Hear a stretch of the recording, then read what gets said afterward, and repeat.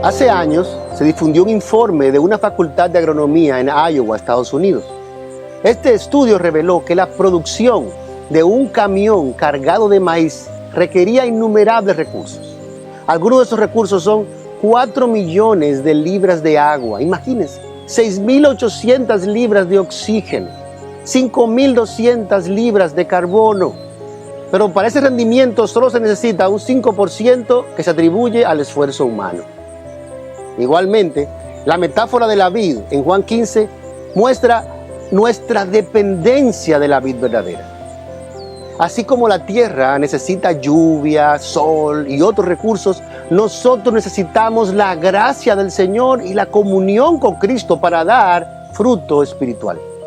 Nuestra labor es importante, como ramas, pero debemos permanecer conectados, conscientes de que sin Él nada podemos hacer. Entonces, ¿cuáles son esos frutos que son producidos por la vid? ¿Cuáles son esos frutos que salen de nuestra vida, que se muestran en nuestras vidas cuando estamos conectados a Él? El apóstol Pablo les habla a los Gálatas acerca de los frutos que producen un creyente cuando está unido a Cristo.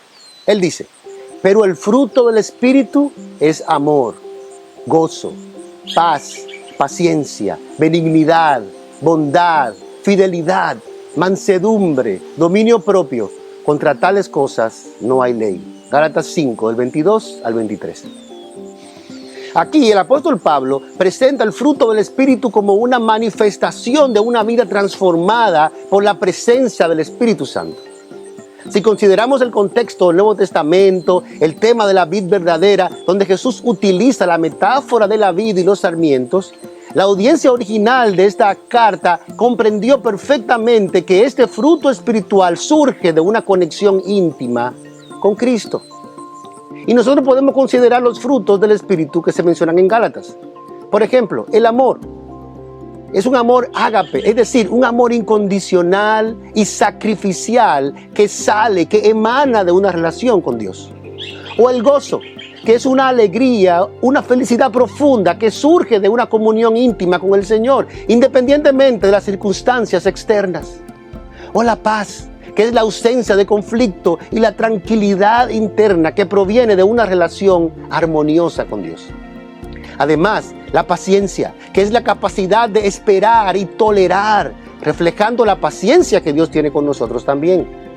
La benignidad y la bondad son la amabilidad y la acción benevolente hacia los demás, que refleja la naturaleza compasiva de nuestro Dios. La fidelidad, que es la lealtad tanto a Dios como a nuestros hermanos, que manifiestan la fidelidad divina en nuestras vidas. Y la mansedumbre, que es la humildad y la sujeción tranquila a la voluntad de Dios, evitando la arrogancia y la autosuficiencia. Y el dominio propio, que es el control de los impulsos y deseos, manifestando disciplina personal y moderación, como frutos de nuestra comunión con Dios. Estos frutos reflejan cómo el Espíritu impacta los diferentes aspectos de nuestra vida como creyentes. Nuestra relación vertical con Dios impacta nuestra interacción horizontal con los demás y nuestro crecimiento personal. Este texto nos muestra una estructura que nos ayuda a comprender más claramente cómo esos frutos se manifiestan en diversas áreas de la vida cristiana.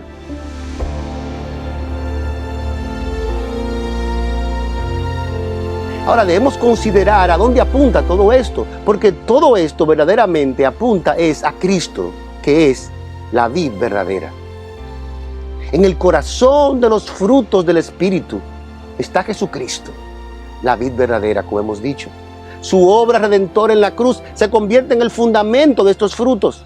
Cuando contemplamos la cruz de Cristo, allí se revela un amor que nos reconcilia con Dios.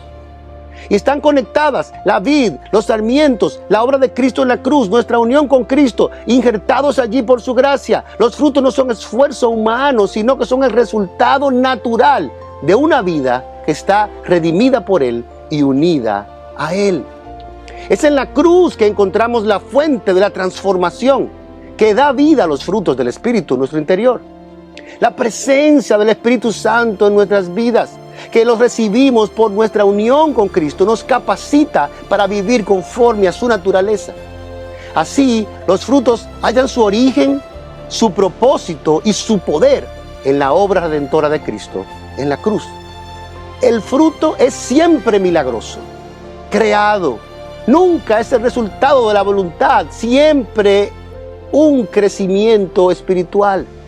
El fruto del Espíritu es un don de Dios y solo Él puede producirlo.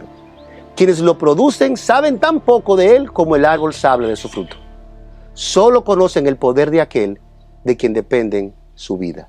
Dietrich Bonhoeffer. Algunas implicaciones prácticas de todo esto.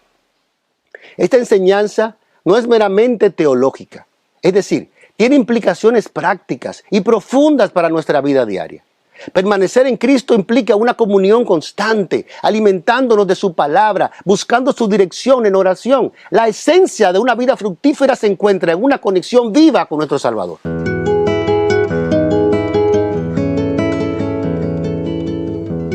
Así que, a medida que reflexionamos sobre Juan 15 y la vid verdadera, se revelan verdades que transforman nuestras vidas. Somos más que meros espectadores, somos ramas unidas a la vid verdadera.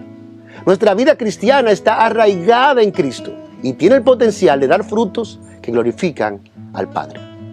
Entonces, ¿cómo respondemos a esta verdad?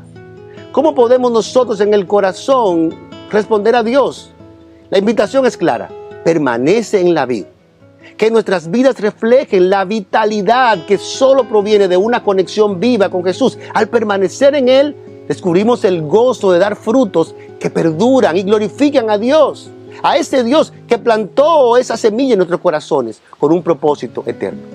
En el día a día, los frutos no son solo conceptos teológicos, son guías que nos guían en la vida y que nos transforman. Este desafío nos invita a vivir tres implicaciones prácticas. En primer lugar, cultiva el amor, el gozo y la paz. Practica un amor ágape en medio de las tensiones, extendiendo la gracia de Dios. Cultiva un gozo arraigado en la presencia de Dios y enfrenta el caos de este mundo con la paz interna que solo Dios puede dar. En segundo lugar, practica la paciencia, la benignidad y la fidelidad. Ejercita la paciencia en la adversidad. Reflexiona antes de reaccionar impulsivamente. Haz de la benignidad y la bondad hábitos diarios, mostrando la compasión de Dios. Comprométete a ser leal en las relaciones. Construye confianza, sobre todo delante de Dios. En tercer lugar, camina con mansedumbre y dominio propio. Practica la humildad.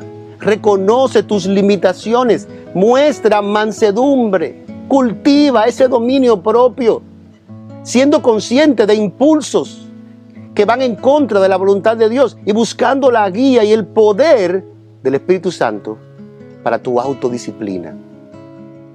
Este desafío nos insta a integrar estos frutos en nuestras vidas diarias, descubriendo que son herramientas prácticas que transforman lo cotidiano, permitiendo que los frutos del Espíritu florezcan en nuestro camino. Así que vive un amor radical, un gozo independiente de las circunstancias, una paz en medio del caos, paciencia en la adversidad, benignidad activa, fidelidad en las relaciones, humildad activa y dominio propio en todas tus decisiones.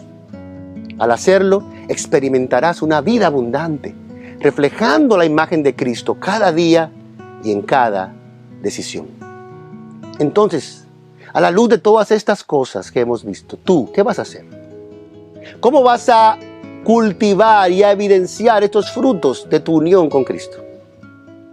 Cultiva diariamente tu relación con el Señor, permitiendo que los frutos del Espíritu transformen cada aspecto de tu vida cotidiana.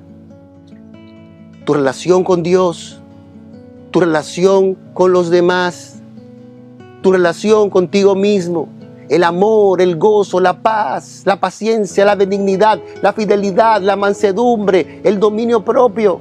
Hazte preguntas y reflexiona en esta hora acerca de estas cosas. Por ejemplo, ¿cómo puedo experimentar el amor de Dios, su gozo y su paz en mi vida diaria? ¿Cómo puedo expresar paciencia, benignidad y fidelidad a los demás? ¿En qué situaciones puedo practicar la mansedumbre y la paciencia hoy? Hemos explorado los frutos del Espíritu en este episodio. Y yo te invito a reflexionar sobre cómo puedes implementar estas verdades en tu vida diaria. Que cada paso en tu vida refleje el amor, la paz y la mansedumbre que proviene de una vida arraigada y unida a la vid verdadera. Que Dios te bendiga. Así como los frutos de una vid revelan su vitalidad y conexión con la fuente de vida, la poda se presenta como una práctica esencial que moldea y fortalece el viñedo. Al reflexionar sobre la necesidad de la poda en nuestras vidas, encontramos una profunda analogía espiritual. En el próximo episodio exploraremos más a fondo cómo esta realidad se revela para formar un camino hacia una vida fructífera en la vid verdadera.